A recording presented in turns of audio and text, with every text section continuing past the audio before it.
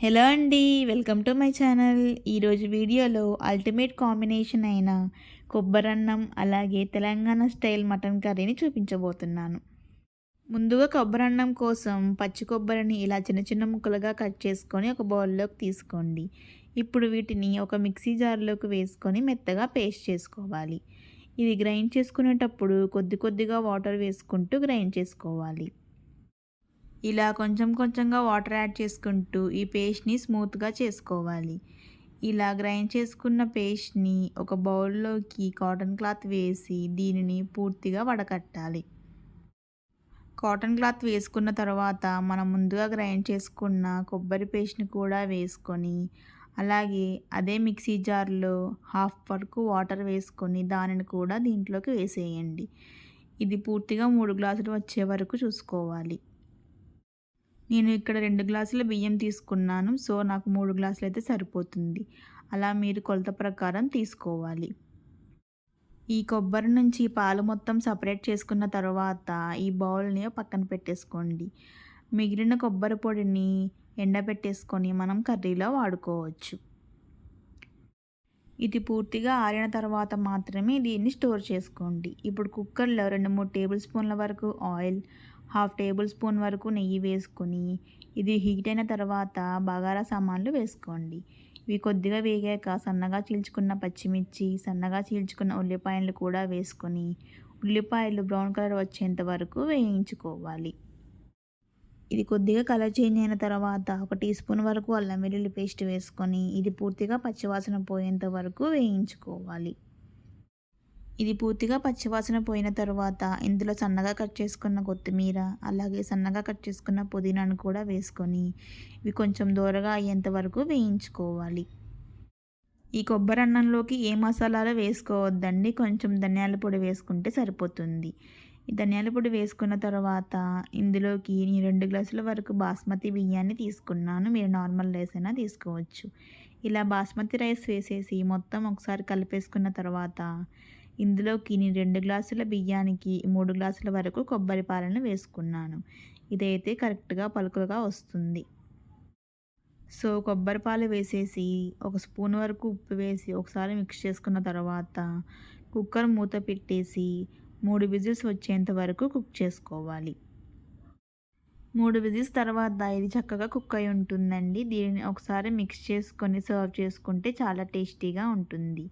మీరు బగారా రైస్ బదులుగా ఈ కొబ్బరి అన్నాన్ని ఒకసారి ట్రై చేయండి. ఇది చాలా టేస్టీగా ఉంటుంది.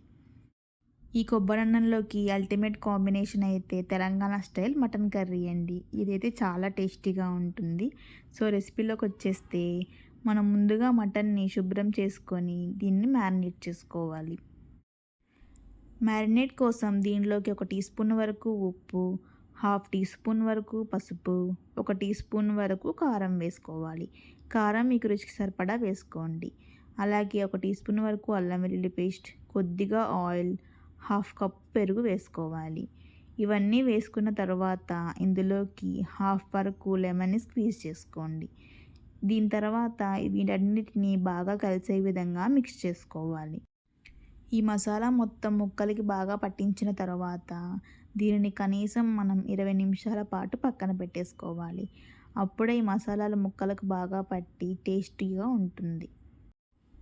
ఇప్పుడు మటన్ కర్రీ కోసం స్టవ్ మీద కుక్కర్ పెట్టేసుకొని అందులో 2-3 టేబుల్ స్పూన్ల వరకు ఆయిల్, 1 టీ స్పూన్ వరకు నెయ్యిని వేసుకోండి. ఇది కొద్దిగా హీట్ అయిన తర్వాత బగారా సామాన్లు కూడా వేసేసి ఇవి కొద్దిగా వేగిన తర్వాత ఇందులోకి సన్నగా కట్ చేసుకున్న పచ్చిమిర్చి అలాగే సన్నగా కట్ చేసుకున్న ఉల్లిపాయలను కూడా వేసుకోండి. ఇవి కొద్దిగా వేగిన తర్వాత ఇందులోకి హాఫ్ టీ స్పూన్ వరకు అల్లం వెల్లుల్లి పేస్ట్ని కూడా వేసుకోండి. ఇక్కడ అల్లం వెల్లుల్లి పేస్ట్ మనం ఆల్రెడీ మటన్లో వేసాం కాబట్టి ఇక్కడ కొంచెం తక్కువగా వేసుకోవాలి. ఈ పేస్ట్ మొత్తం పూర్తిగా పచ్చివాసన పోయేంత వరకు వేయించుకోవాలి.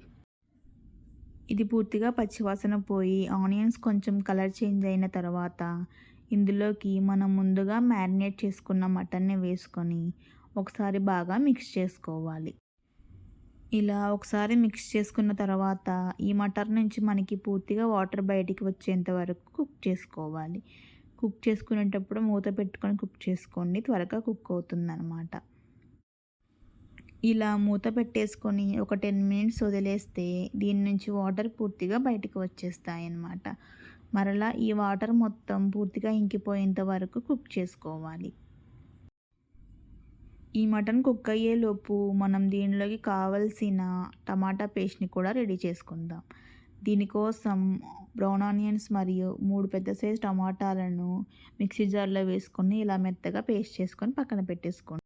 మటన్‌లో కొద్దిగా వాటర్ ఉన్నప్పుడు అందులోకి మనం ముందుగా గ్రైండ్ చేసుకున్న టమాటా, ఆనియన్ పేస్ట్‌ని కూడా వేసుకోవాలి.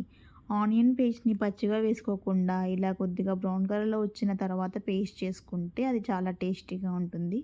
మీరు కూడా ఇలాగే ట్రై చేయండి. సో, ఇలా టమాటా పేస్ట్ అంతా ముక్కలకి బాగా పట్టేసిన తర్వాత ఈ టమాటా పేస్ట్ నుంచి ఆయిల్ పైకి సెపరేట్ అయ్యేంత వరకు కుక్ చేసుకోవాలి. ఇప్పుడు ఇందులోకి ఒక టీ స్పూన్ వరకు ఉప్పు, ఒక టీ స్పూన్ వరకు కారం, కొద్దిగా మటన్ మసాలా, అలాగే కొద్దిగా గరం మసాలా, ఒక టీ స్పూన్ వరకు ధనియాల పౌడర్ కూడా వేసుకోండి. ఇప్పుడు ఇందులోకి సన్నగా కట్ చేసుకున్న పుదీనా, సన్నగా కట్ చేసుకున్న కొత్తిమీరను కూడా వేసేసి వీటన్నిటిని బాగా మిక్స్ చేసుకోండి. కొత్తిమీర, పుదీనాని మొత్తం మటన్ ఉడికిన తర్వాత కంటే ఇలా ఉడికేటప్పుడే వేసుకుంటే దీని ఫ్లేవర్ చాలా టేస్టీగా ఉంటుంది. ఇప్పుడు ఇందులోకి హాఫ్ కప్పు వరకు కొబ్బరి పాలను కొబ్బరి పొడితో కలిపి వేసుకోండి.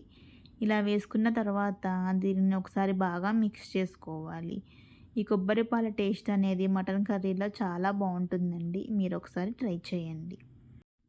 ఇప్పుడు ఇందులోకి ఒక కప్పున్నర వరకు వాటర్ని వేసుకోండి. మీకు గ్రేవీ దగ్గరగా కావాలనుకుంటే ఒక కప్పు వాటర్ అయితే సరిపోతుంది. సో, ఇలా వాటర్ వేసి ఒకసారి మిక్స్ చేసుకున్న తర్వాత దీని మీద మూత పెట్టేసి 5 విజిల్స్ వచ్చేంత వరకు కుక్ చేసుకోవాలి. ఇలా 5 విజిల్స్ వచ్చిన తర్వాత మటన్ పీసెస్ అనేవి కొంచెం సాఫ్ట్‌గా అవుతాయండి. ఇలా సాఫ్ట్‌గా అయితే పర్ఫెక్ట్‌గా కుక్ అయినట్టు.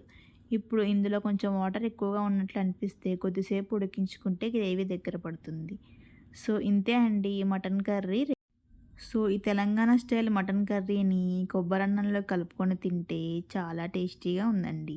సో, మీరు కూడా ఒకసారి ట్రై చేసి ఎలా ఉందో నాకు కామెంట్స్‌లో చెప్పండి. ఇలాంటి ఎన్నో రుచికరమైన వంటల కోసం నా ఛానల్‌ని సబ్స్క్రైబ్ చేసుకోండి. Thank you for watching.